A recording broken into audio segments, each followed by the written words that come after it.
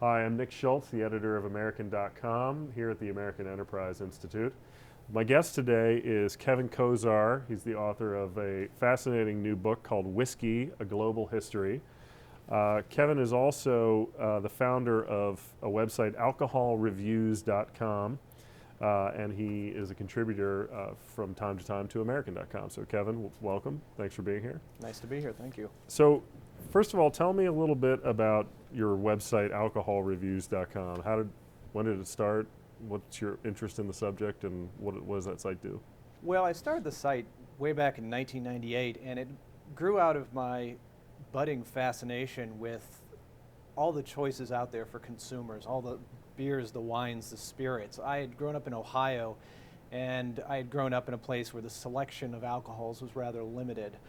And then I got to New York City, where I was going to graduate school, and I just started running into these things, like Belgian lambics and spirits whose names I couldn't pronounce. And I thought, wow, what is all this stuff? And so I just started going out and buying things and tasting them. And some of them were terrific, and some of them were just terrible, terrible mistakes. And I thought, I should share this information.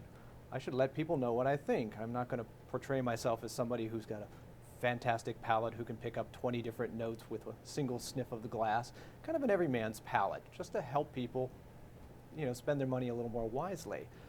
And as it happened, this was just the time when free web space started to become available, and it became very easy to put up a website, and that's how it began. And you maintain it today, publish articles on it, and reviews. And oh yeah, the site, I probably post between 5 and 10 new product reviews every month, and I cover the waterfront, beers, spirits, and wines. Okay, and obviously whiskey here, so you've written a book about it. Tell us about the book. Well, the book is kind of in line with the goal of the website. I really wanted to produce a book that was not for whiskey snobs, it was not for experts, it was for your average person who doesn't know the difference between, say, bourbon, rye, Scotch, Irish. They've heard these words, but they don't really know what they meant. They might have tried them once or twice in college, but they just didn't really have a good feel for it. And so the object of the book is to quickly tell them, here's what this stuff is, here's the difference, here's what it tastes like, here's a bit of history, here's how we got what we got, and here are some suggested cocktail recipes, and some suggested brands that you can spend your money on, and you won't come away disappointed.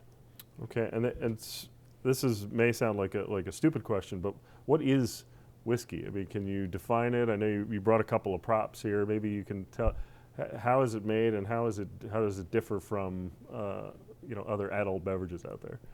Well, whiskey is a distilled spirit. It's a product that's fundamentally different from beer and wine. Beer and wine, you take grain, you take grapes, squeeze the juice out, you add yeast, it ferments, ta-da, you have beer and wine. Distilled spirits takes that beer and wine and then heats it up, captures the vapors, and lets the vapors recondense into the spirit of the substance. And that's what a spirit is generically. Whiskey now is made from cereal grains, the big ones, corn, rye, barley, and it is distinct insofar as a key attribute is that it's aged in barrels. And barrel aging is important because when a spirit comes off the still, let me just show this, it's clear as water. It's very potent, it's clear as water, and it's going to taste like the grain from which it was made. A bit like if you made a bowl of corn soup and a bowl of barley soup and you tasted them next to each other, they're going to taste very differently. Well, the pure white spirit coming off of barley or corn, they're going to taste different from each other. But and that's drinkable. I mean, that's absolutely, yeah. Okay. This is actually produced by a small distillery called Tuttletown up in New York State. Okay. But if you put it in barrel, that's when some very interesting things can happen. This is a bottle of Four Roses small batch bourbon, and just you look at the color. Bourbon goes in barrels that have been charred on the inside, and the spirit goes in and out of the charred wood, and in the process of doing it, it absorbs colors, it absorbs flavors, and it fundamentally becomes transformed. And the longer you keep it in there, the different sort of flavors that you'll get with it.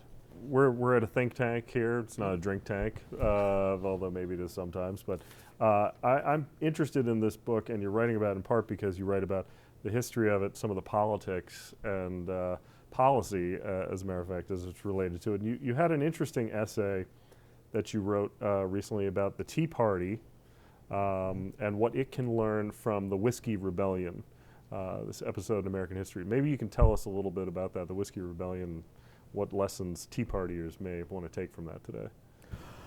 Well, I guess the most basic lesson is that it's better to work within the system of elections and office seeking than to try to run against it. And you get some very hot rhetoric from the Tea Party side about, we're going to lock and load, we're going to, take over, we're going to overthrow. The language of revolution is often trotted out. And I don't, I understand the passion, but I don't think that's really something that you can turn into helpful actions. I mean, let's be real. The federal government has a lot more guns and a lot more weapons than anyone else out there, and you're not going to win that fight. So I went back and I took a look at the Whiskey Rebellion, which happened just a short time after the federal union was formed. The federal government decided we have a lot of debts, state and federal. We're going to have a tax on spirits. And an upcry went in Pennsylvania. This is an attack on freedom, our right to distill. We should be able to produce our own product. We shouldn't have to answer to the federal government. There was a huge class rift going on. It was East Coast merchants and the rich and Alexander Hamilton who were wearing the black hats, whereas the virtuous yeoman farmers of Pennsylvania and other places were the trod upon good patriots. And ultimately George Washington put it down and put it down gently. But it kind of set a pattern in the politics of alcohol in this country, which is that they're fundamentally contentious. There's an association. I don't know if it's because Americans did brew and distill their own for a long time before the federal government bothered to tax, or if it's simply because it's something we put in our mouth. People get very worked up about the government getting involved. Another time where the government got involved, and we're coming up to the early next year will be the 90th anniversary of Prohibition. Is that right? And actually, this week I think is the anniversary week of Prohibition's repeal. I think it was in early December, right? You have some interesting things to write about Prohibition, and as it relates not just to whiskey but to alcohol generally. We know a lot of the legacies from that period, and fans of shows like Boardwalk Empire, which is on right now, are seeing at least a stylized version of what was happening at that time. But you had an interesting essay about how Prohibition fundamentally changed American palates, drinking palates. Explain that. What does that mean? Well, before Prohibition came, it was really an interesting time for the American beverage market. You had really, quite frankly, the development of a soundly functioning market. You had beers being produced by Germans who had emigrated en masse in the 19th century. You had wine being grown all over the country and produced. All sorts of different varietals were being churned out. And you also had a lot of whiskey being made. And these things were all done with an eye towards local taste, regional taste. I mean, those were the sort of markets. But with the railroad being built, with the creation of a national media, there was opportunity to grow. So we were right on the cusp of growing a national market in alcohol, and then Prohibition came down. And the result was you had winemakers ripping out their vines and thereby basically destroying their ability to make good wine for a long time. You had breweries being shuttered left and right, and you had distilleries shutting down. And very few companies survived the trauma of Prohibition, which went on for more than a decade. I mean, how do you stay in business when your main product has been rendered illegal? At the same time, demand didn't go away. Demand went down a little bit for alcohol in this country, but demand didn't go away. And so people had to get it somewhere else. And they got it from people whose goal was basically turn profits as quickly as possible. And so these were the folks brewing up bathtub gin, smuggling in whiskey that was cheaply made from Canada. Stuff was coming in from Scotland that was also not very good. And consumers didn't have much choice. I mean, not only did you have to defy the government and to break the law to go out and buy your alcohol, you couldn't go into a store and pick amongst 20 brands of bourbon. You kind of had to go with what was given to you in the brown paper bag. And a lot of that stuff was not good, and a lot of it, because it had not been aged and because high quality products had not been put into making it, it didn't have much taste, or if it did, it was really bad tasting. And that kind of set a template for the American taste. And so right now, we're still kind of peculiar amongst Western nations. When you look at our beverages versus the sort of stuff consumed in the UK or in Europe, our stuff tends to be much more lightly flavored. And is that still the case, or are you seeing an evolution in terms of, I mean, I certainly think in terms of the beer market with microbrews and things like that. Are you seeing finally coming out of that and greater experimentation among American consumers for tastes and flavors and styles and that sort of thing? Is that, so you're seeing that market evolve here? Absolutely. In the last 40 years, we've seen a movement across beer, wine, spirits, all of them towards craft products that have more robust flavors, more interesting flavors, and which also sell at a higher price point. If you look at alcohol consumption, the amount people are drinking per capita is not going up. It's been pretty flat, but the amount of money being spent is going up. So how do you reconcile that? Well, they're buying better stuff.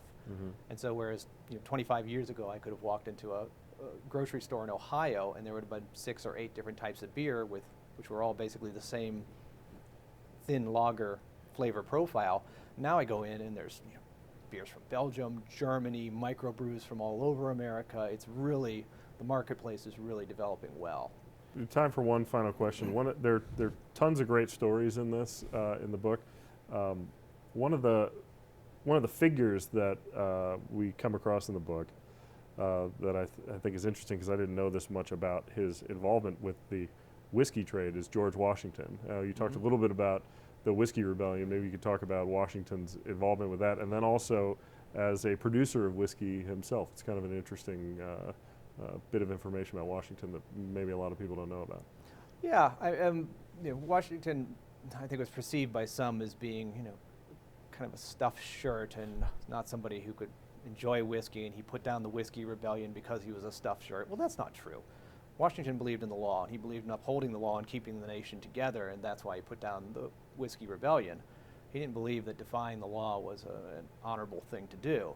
And when he got out of office, he realized that the market was starting to really develop for whiskey. And so back at Mount Vernon, he very quickly set up a distillery, and he relied upon a Scotsman to do it, who got him up in making a rye whiskey. And they ramped up production remarkably quickly, and he was making cash hand over fist for a few years. Unfortunately, he died a little bit after that, but he was distilling very well. And in the last couple of years, Mount Vernon has tried to resuscitate that tradition, offering up a Mount Vernon Washington whiskey, which was not made on site. It was a blend of stuff that was contributed, but ultimately I think that's what they're trying to do, is to set up a little boutique distillery there in honor of George.